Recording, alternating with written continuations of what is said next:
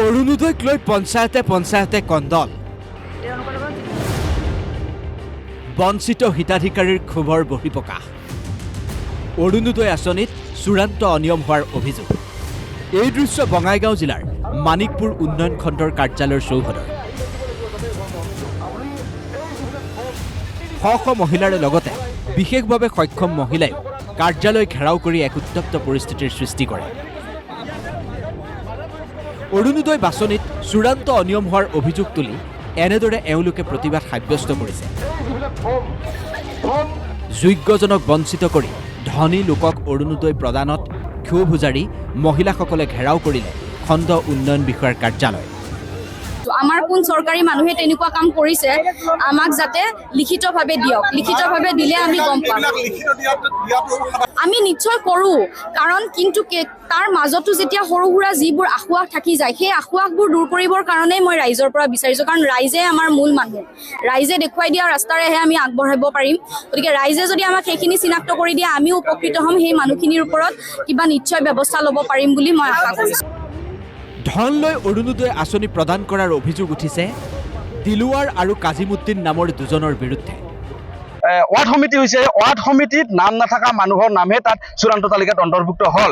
ইয়াত আমাৰ সন্দেহ হৈছে যে ইয়াত কিছু দালালৰ টকাৰ লেনদেন হৈছে। এই দালালসমূহক যাতে চিনাক্ত কৰি কঠোৰতম শাস্তি দিয়াৰ যাতে ব্যৱস্থা গ্ৰহণ কৰে। এইবাৰ মন কৰক খুমটাইৰ এই দৃশ্য। অৰুণোদয় আঁচনিৰ পৰা বঞ্চিত হৈ এনেদৰে জাঙুৰ খাই উঠিছে বোকাখাট সমষ্টিৰ অন্তৰ্গত ৰঙামাটি চেউনি গাঁৱৰ এইসকল মহিলা। পূৰ্বতে নাম থকা মহিলাক নতুন তালিকাত তেওঁলোকৰ নাম কৰ্তন কৰাত এনেদৰে ক্ষুব্ধ হৈ পৰিছে।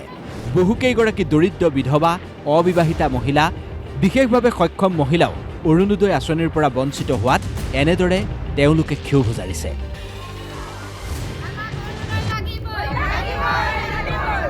কিমানত বিয়া হৈছে, এতিয়া সেয়া মানুহৰ নাম আহিছে, আপোনালোকৰ নাম নাই।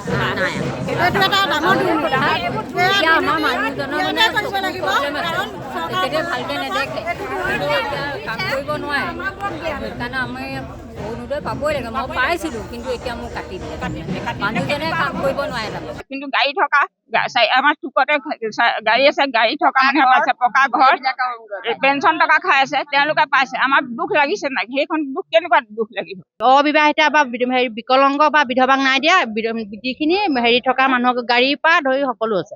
প্ৰথম লিষ্টখন যোৱাৰ পৰা মোৰ নামটো নাহিলে মই কিন্তু বহুত মোৰ অন্তৰত দুখ লাগিছে। মই তাৰমানে ভতিজা নবৌৰ লগত থাকোঁ। একেই দৃশ্য দেখা গৈছে নাৰায়ণপুৰত। বিজেপিৰ নেতাপালি নেতাৰ সৈতে সুসম্পৰ্ক নথকাৰ বাবে একাধিক মহিলা নাৰায়ণপুৰতো অৰুণোদয় আঁচনিৰ পৰা বঞ্চিত হৈছে, যাৰ বাবে তেওঁলোকৰ প্ৰচণ্ড ক্ষোভ। নাৰায়ণপুৰ গাঁও পঞ্চায়তত পূৰ্বৰে পৰা অৰুণোদয় লাভ কৰা মহিলাৰ নাম কৰ্তন কৰিছে বিজেপি নেতাই। যিসকলে পাবলগীয়া সেইসকলৰ নাম কাটি দিছে। আৰু আমি যিহেতু নতুনকৈ এবাৰ আমি কৰিছিলোঁ এই অৰুণোদয় পাবৰ কাৰণে, আমিতো পাবলগীয়াই। আমাৰ নাম আহিছিলে, কিন্তু নাম কাটি দিছে বুলি শুনিছোঁ আমি। বুথ কমিটিৰ সভাপতিকে ধৰি অন্যান্য আৰু কেইজনমান আমাৰ ওচৰৰে স্থানীয় লোকো জড়িত আছে এই বিষয়টোত।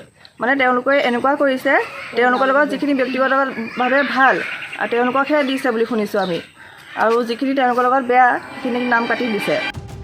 বিজেপিৰ বুথ সভাপতি লক্ষীনন্দন শইকীয়া, পালি নেতা পুলিন বৰা আৰু বিধায়ক প্ৰতিনিধি পংকজ ভূঞাৰে সুসম্পৰ্ক নথকাৰ বাবেই হিতাধিকাৰীসকল বঞ্চিত হোৱাৰ অভিযোগ উঠিছে। বিজেপিৰ কোনোবা লিডাৰ পুলিন বৰা নামৰ আৰু বুথ কমিটিৰ সভাপতি লক্ষীনন্দন শইকীয়া, তেখেতলোকে আমাৰ নামটো কাটিছে, দিয়া নাই। আমাৰ নামতহে বেলেগ নাপাবলগীয়া মানুহক দিছে, আৰু আমাৰ পাবলগীয়া মানুহখিনিয়ে পোৱা নাইকিয়া। পঞ্চায়ত নিৰ্বাচনৰ পূৰ্বে পঞ্চায়তে এতিয়া অৰুণোদয়ক লৈ কণ্ডল। এইসমূহ কণ্ডল শাসকীয় পক্ষই কেনেদৰে ঠিক কৰে সেয়া সময়তহে স্পষ্ট হ'ব। Bureau report DY365।